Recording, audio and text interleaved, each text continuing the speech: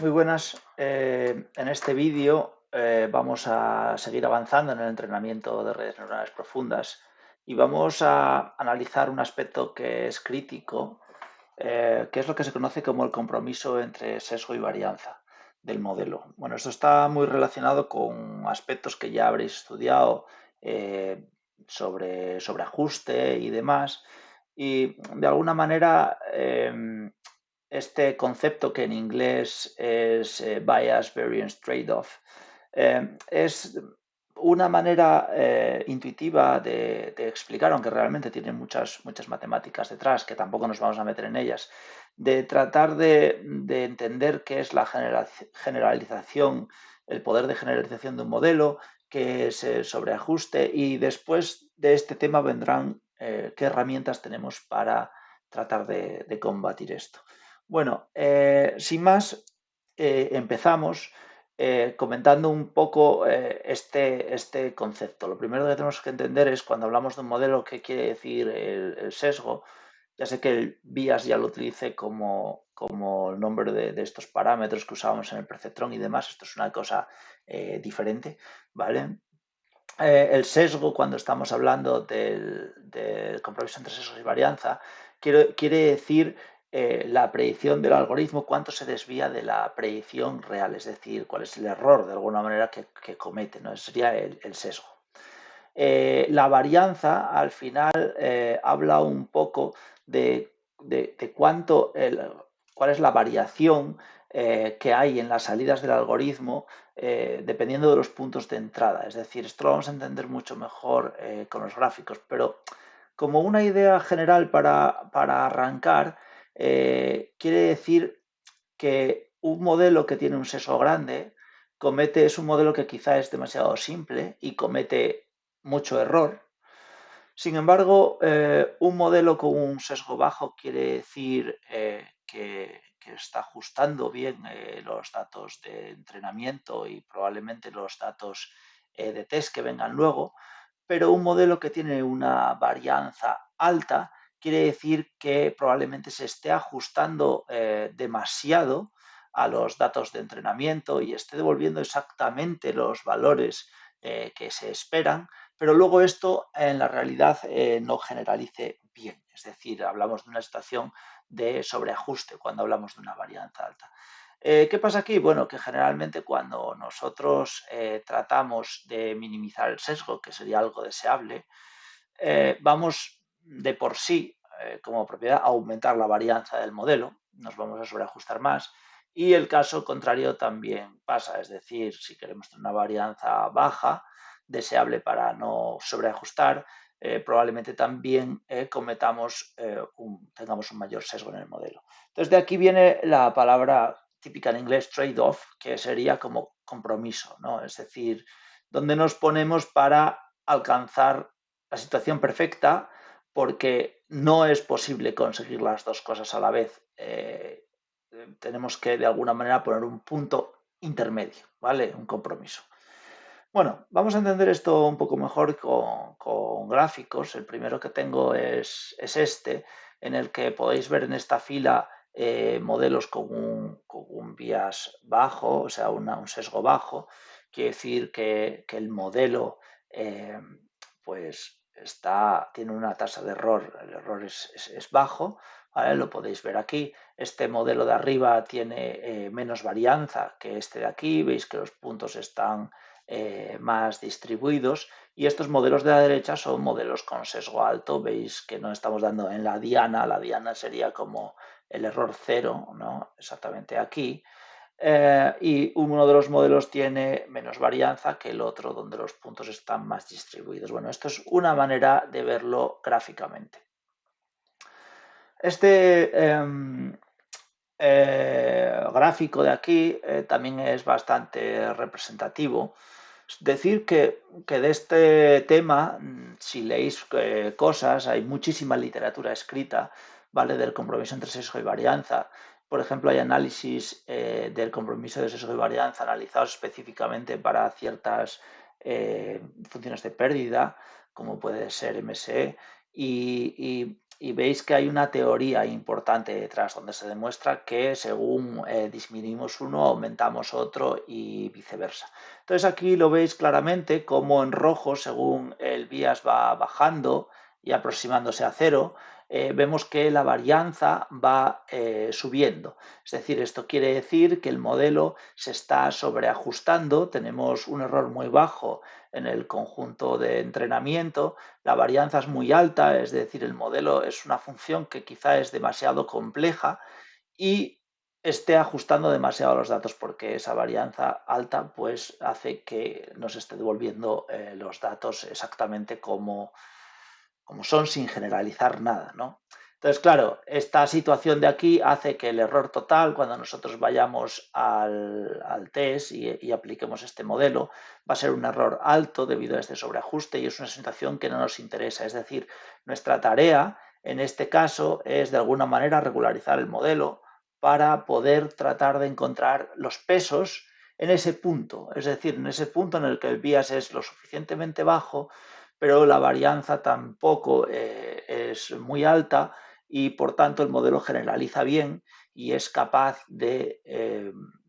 tenemos el balance ideal.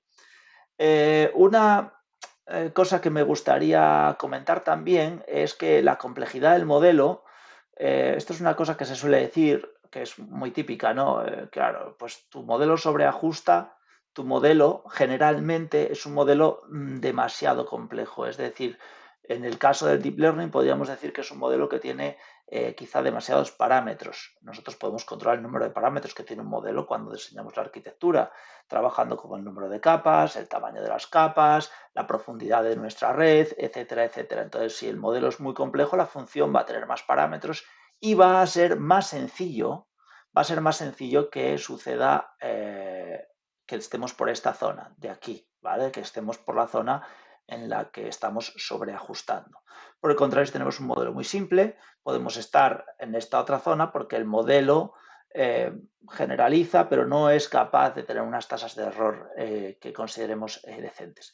Tener en cuenta que no siempre es cuestión de parámetros. Por ejemplo, hay ciertas funciones, como podría ser una función senoidal, que pueden, imaginaros que tratamos de optimizar una función de ese tipo, ¿vale? Que lo podemos hacer con muy pocos parámetros realmente, lo podemos hacer con una función de ese tipo. Quiero decir, no os quiero meter en rollos de estos, generalmente un modelo más complejo implica más posibilidad de sobreajuste, implica un bias más bajo, un sesgo más bajo e implica generalmente también una varianza más alta, aunque esto no tiene por qué ser así, ¿vale? Porque no solo va a depender de la complejidad del modelo, no solamente de eso, sino también va a depender de cuántos datos tengamos, qué calidad tienen estos datos. Cuando tenemos un dataset muy grande siempre es más difícil que haya sobreajustes. Si yo tengo 500 ejemplos va a ser mucho más fácil que me sobreajuste así tengo 500.000. ¿Vale? Entonces vamos a tener técnicas para poder tratar de resolver esto y de alguna manera trabajar en la regularización de la red para que esto no nos pase. Bueno, aquí veis un ejemplillo también, muy sencillo, yo creo que esto ya lo visteis mil veces, bueno, un modelo demasiado simple, con un sesgo demasiado grande, vemos que la distancia a los puntos pues hace que está teniendo muchos errores aquí con respecto a nuestro modelo, ¿vale? En la otra cara de la moneda es este, que tiene errores muy pequeños, es decir, la función prácticamente clava a los datos de entrada, y la solución sería el punto, es la línea de puntos que vimos anterior, el trade-off, ¿no? Que hablamos, sería este de aquí, que es un modelo que tiene pues un sesgo razonable, ¿vale? No es tan bajo como este, ni mucho menos, ni tan alto como este, y tiene una varianza también razonable. Y por tanto, si tuviésemos que elegir entre estos tres modelos de cara a aplicarlo a datos nuevos, el que elegiríamos sería este de aquí, y nuestra tarea como científicos de datos sería o ingenieros de datos sería buscar esta solución intermedia que nos daría el punto bueno, ¿no? Bueno, ya por resumir este tema y avanzar un poco lo que nos viene ahora en los siguientes vídeos, es entender que si tenemos un modelo muy simple, generalmente va a ser un modelo con pocos parámetros, o la arquitectura en general no es lo suficientemente compleja, es probable que tengamos una situación de subajuste.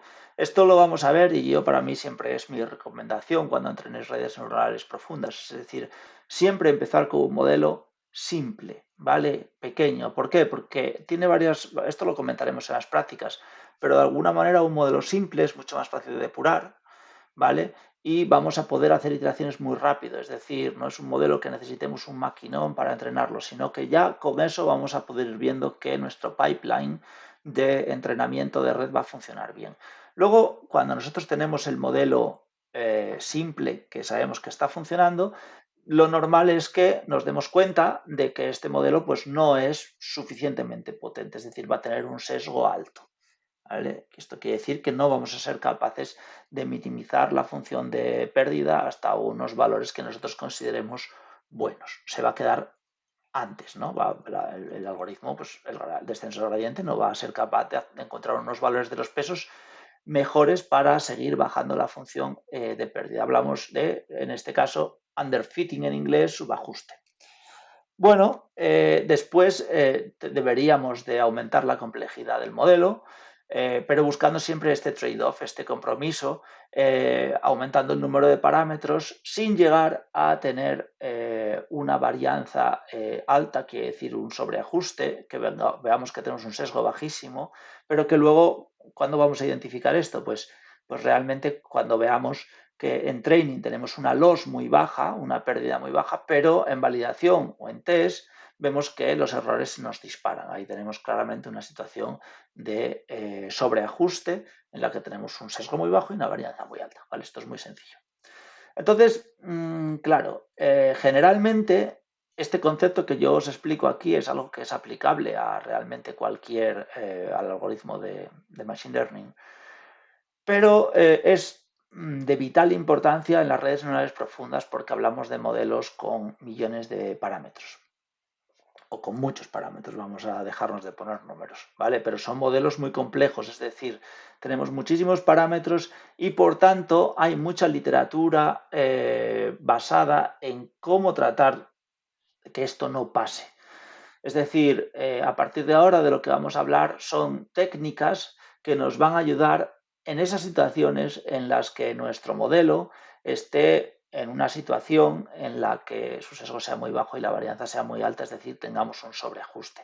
Y estas técnicas pues van a ser técnicas de regularización como la L1 y L2 que veremos en los siguientes vídeos, dropout, otra técnica muy utilizada para temprana, aumento de datos, que sería como generar nuevos datos sintéticos a partir de datos que ya tenemos, aumentando la variabilidad de los datos y por tanto reduciendo la posibilidad de que el modelo se sobreajuste.